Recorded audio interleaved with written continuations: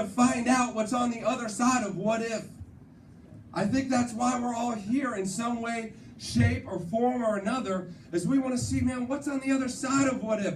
What if I really get it done? What if my dreams could come true? What if I could really get this to go to the place I thought it could go? And man, I'm excited to see that in your life, because I look at what happened in my life. I was a punk kid. I made $27,000 a year. This month we're going to cross 1.1 million in annual income. Can you believe that? In 10 years. What if? What does it mean to you? And I love this passage. It said Oswald Chambers coined one of my all-time favorite words, unconquerableness. Look at your neighbor and say, unconquerableness. And he says, quote, no power on earth or in hell can conquer the Spirit of God in a human spirit. He said it is an inner unconquerableness. And that's this team. That's the fire inside. You understand the industry that sells its own people $300 a month, bullcrap whole life, has been trying to put this company out of business since the day we were born. They call us termites, y'all, because we sell term insurance. And they thought it was a derogatory term to us. They call us the termites. But look at us now, 120,000 licensed agents strong. And look at me. We're gearing up to make a run. Listen. To make a run at the #1 spot in the industry. Folks, we were #1 as a company for a long time in the 80s till we started putting these suckers out of business and they kept buying each other, right? So now they bought each other all up, but we're going after the conglomerates, the ones that were 22 different companies that are now one, right? You watch. Our CEO, Glenn Williams, he's got a vision. And in 2017, right, we got a vision, but the company has a vision. And we're going to start picking these suckers off one by one. They made fun of us. They tried to put us out of business when we were this big. They talked bad about us. They spread lies on the internet about us. But we're coming for them. They don't know where and they don't know when. But one of y'all showing up at their client's house, throwing that trash value in the dumpster and showing people a better way. That is the spirit of unconquerableness. They can try like they might to shut you down, but you're going to rise up stronger and bigger than ever. Are you guys ready to take it to them this year? I'm ready to take it to this industry. See, your spirit and your crusade and your desire is unconquerable. Any of you been told no in this business? Any of you had family members not support you? Any of you had your brother-in-law charge back on you? Right? Any of you had friends start talking, why are you here? Because there's an unconquerable spirit on the inside of you that said, I was born to do something great. And this is right. And it's my responsibility to share it no matter who doesn't like it. Right is right. That's the unconquerable spirit of Primerica. That's why you're here on a Friday night. There's something about this. I love this quote. When your why is big enough, you will find a how. Some of you don't know how it's going to happen. And let me tell you something. You don't need to know how it's going to happen. All you need to know is that it is going to happen. You understand that? When your why is clear, when you see what this can do for you and you get emotionally attached to it, man, you cannot stop it. The most powerful force in the world is a made-up mind. Yep. Have you made up your mind that you're going to win here? That you planted your flag here? That right's right, that you're willing to pay the price?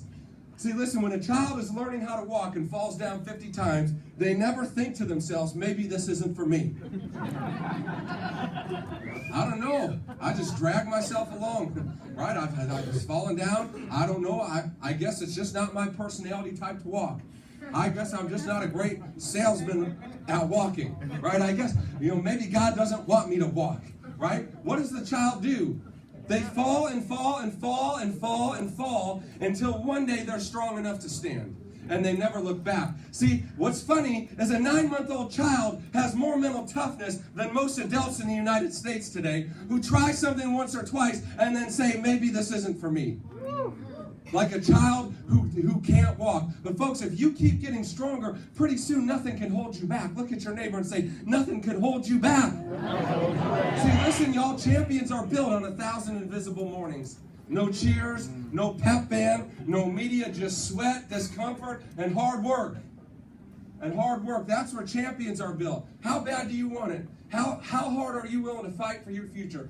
It's up to you. So the book, If, and I love this concept of if because it can go so many different ways, but the author starts the book talking about the Eiffel Tower. And his life goal number 102 is to kiss his wife on the top of the Eiffel Tower. And he starts talking about this Eiffel Tower, and I'm like, where is this guy going? But it was one of the most profound statements he makes. He says this, he says, every moment, like our kiss, he gets up there and gets his goal number 102 accomplished. Every moment, like our kiss atop the Eiffel Tower, is created by millions of ifs that combine in a million different ways to make that moment possible. Why are you sitting here right now? There's a million ifs along your life that have collided just right that you're sitting here right now, listening to this and learning about a life that you can make for yourself that for me was bigger than any dream I'd ever dreamt.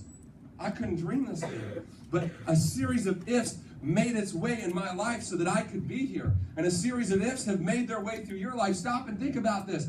For 6,000 years of recorded human history, we know this. Two people managed to be at the right place at the right time long enough to have a child, keep that child alive long enough to meet the next right place at the right time. And this happened about 300 or 400 or 500 times through the history of the world with very little medicine and no communication, and there's no Twitter to try, right? You don't have apps to hook up with people, nothing. I mean, you had to see the person beating the squirrel out of the bush, right? And be like, man, I like that Neanderthal, right? That one looks good to me.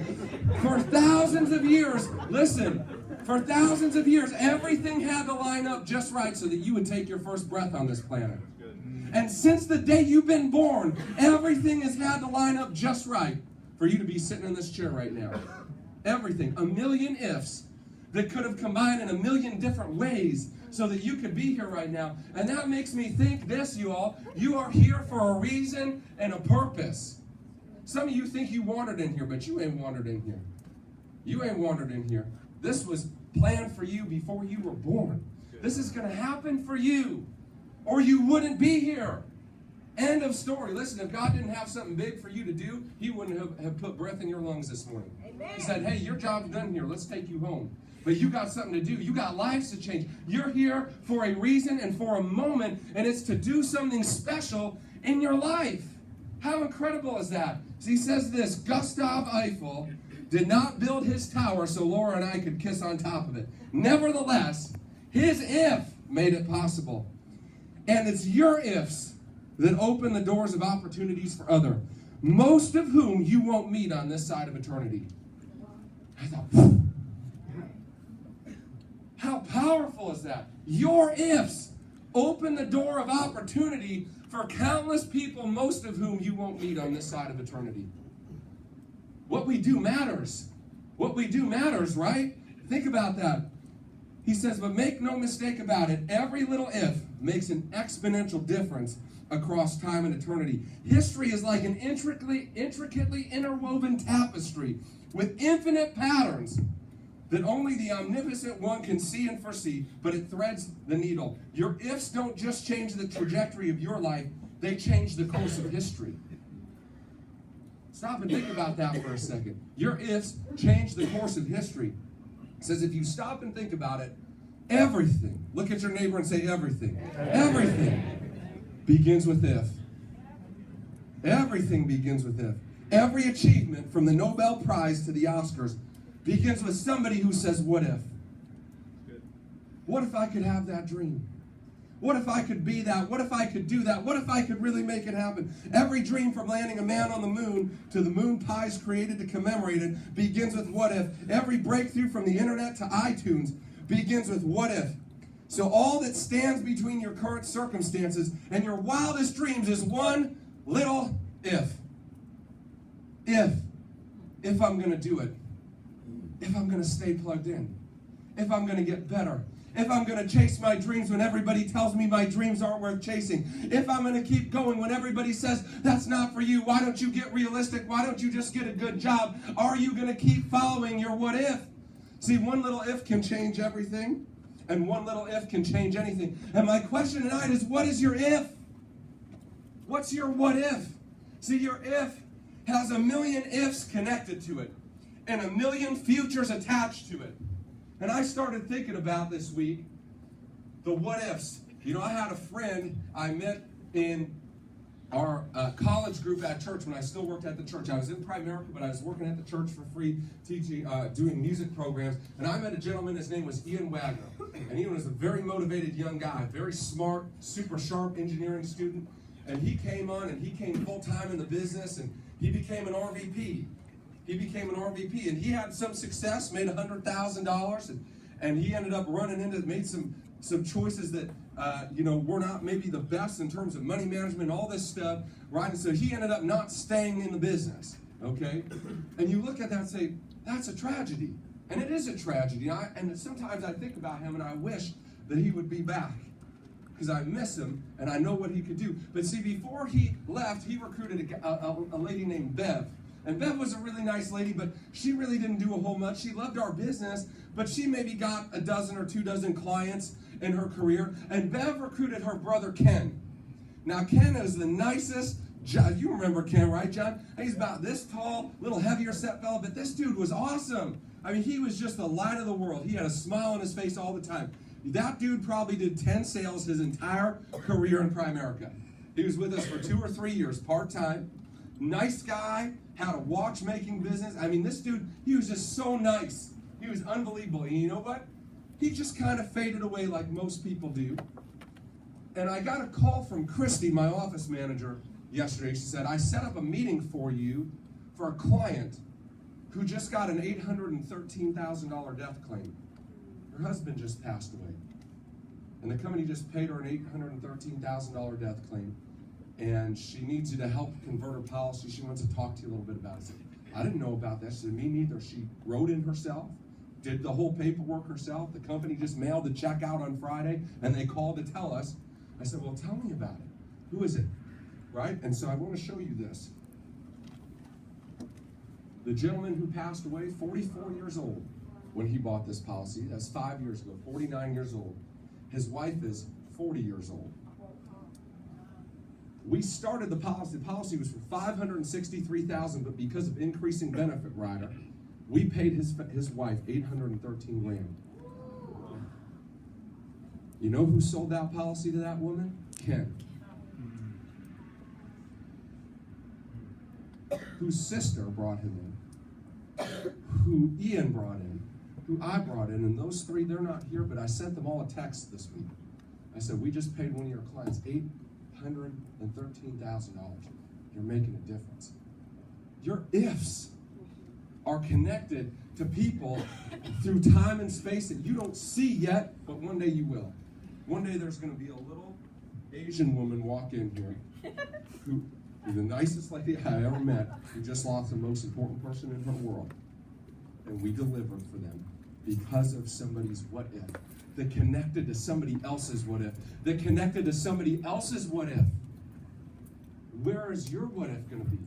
He says this, at some point, most of us stop living out of imagination and start living out of memory.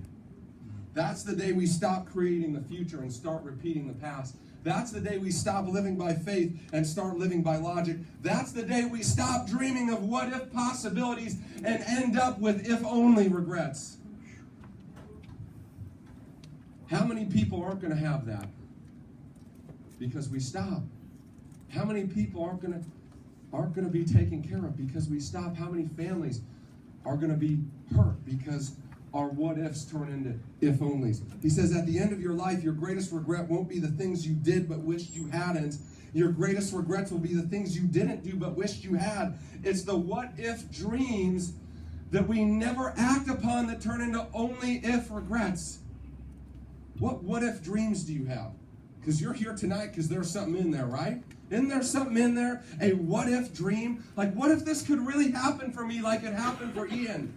What if this could really happen for me like it happened for John? What if this could really happen for me like it happened for Nate, or for Greg, or for Lisa, or for Emmanuel, or for Matt? What if it could really happen for me? And what are all those dreams attached to it? Those what if dreams.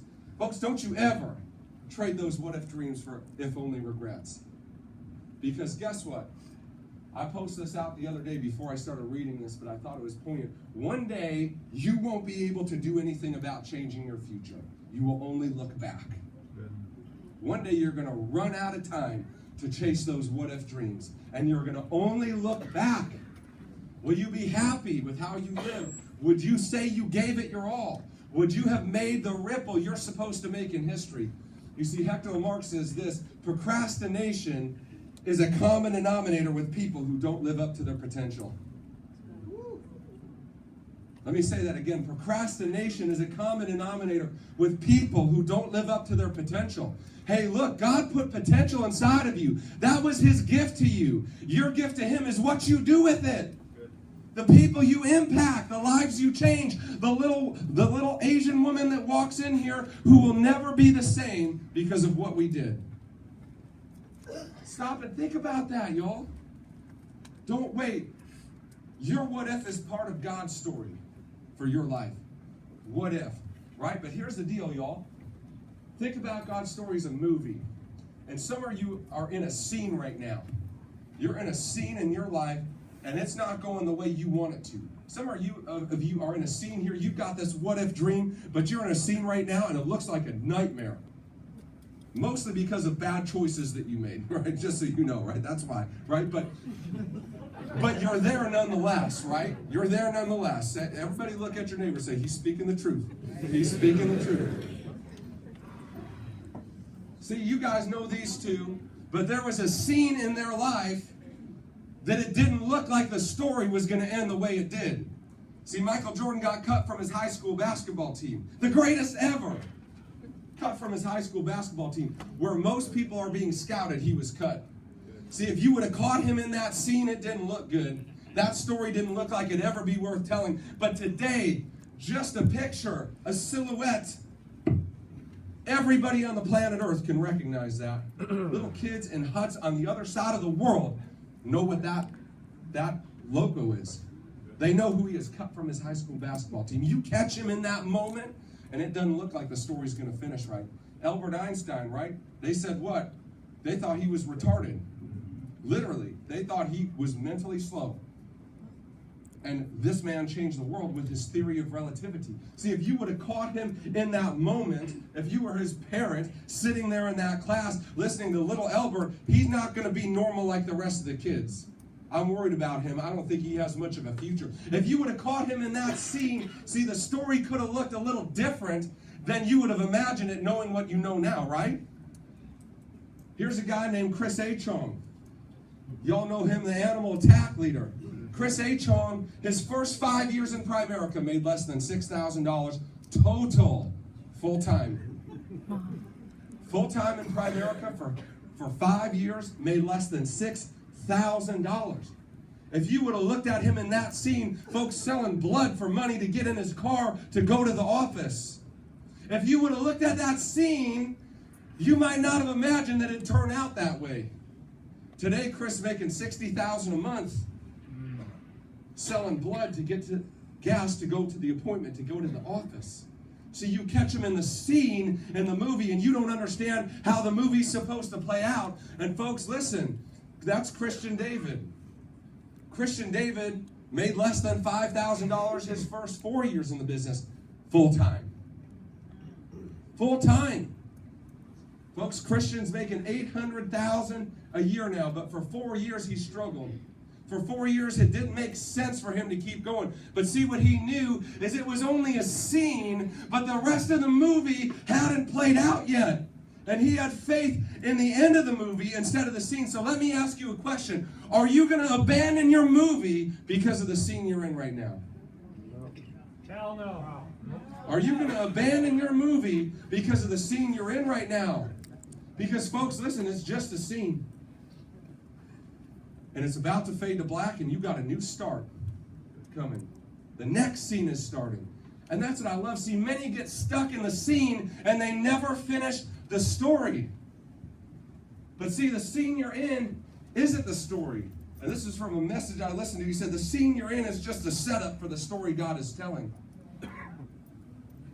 Maybe the scene you're in is teaching you how to be strong so you can go and carry the weight of the world on your shoulders. And the next scene that you're going to be required to carry to have the dreams that you want to have come to pass. See, what if you chased your dreams and you stopped accepting excuses?